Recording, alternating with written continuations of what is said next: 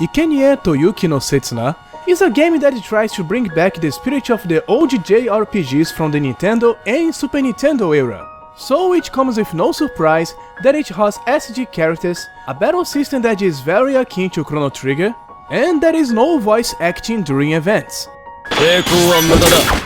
But not everything in the game is about nostalgia. You can see that the game is not trying to be 100% 2D RPG, since it has very detailed 3D models. The world setting is pretty unique. The story takes place in an everlasting snowy land, and it seems like certain aspects of the culture was based on the Ainu people from Japan. The soundtrack is also quite unique. It is almost entirely played on piano, with just some minor synthesizers during certain tracks. It is a beautiful soundtrack nonetheless. Like aforementioned, the combat is very similar to Chrono Trigger, but there is also some different tricks to it, like the Setsuna system, which lets you press the square button at the right time to get some extra effects for any attack or ability. This system is like a more complex version of the Gunblade from Final Fantasy VIII. By using it, you can make your attacks hit 2 times, or you can make a magic attack hit all the enemies on screen. The effects can also be changed by equipping magic stones similar to materials from Final Fantasy VII, and likewise, those magic stones can also give new magic attacks and skills. The story revolves around Setsuna, who must travel to a place known as the End of the Land, where she will be sacrificed in order to make monsters disappear from the world.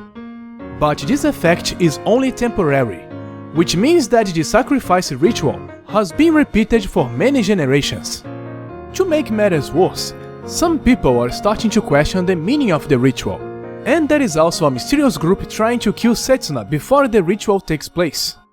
The protagonist is a masked mercenary called End, who was hired to kill Setsuna, but upon learning she will die in a way or another, he decides to join her group and protect her until she gets sacrificed.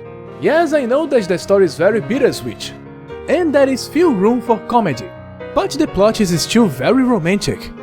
End is a mute protagonist, much like Chrono. You get some options for dialogue during conversations, which change what your companions will talk about you, but it won't change the path of the main story. Overall, I'm very pleased with this game, but there are some flaws. For one, the PlayStation Vita version has very long loading times, and it's pretty laggy, which also affects how fast the controls will respond to your commands. During my playthrough, there were moments when the game freezed, and other times that the game crashed, but maybe this happens only for the Vita version. Another flaw is how there is no way to change characters during battles, because there are some enemies who can only be defeated by specific abilities from specific characters, which makes a game over impossible to avoid in certain situations. The length of the main campaign is also a bit too short.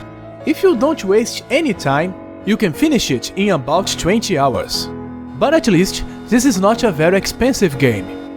Nevertheless, Ikenie to Yuki no Setsuna was still a pretty enjoyable game. It was produced by Square Enix and developed by Tokyo RPG Factory, and I'll be looking forward for the next project. This game will be brought to the US this summer as Am Setsuna, and I believe that most older gamers will love to play this, but it may appeal to some younger players as well. That's it for this review, but there are still many interesting things about Ikenie to Yuki no Setsuna, so if you have a question, just leave a comment. Thank you for watching. Bye!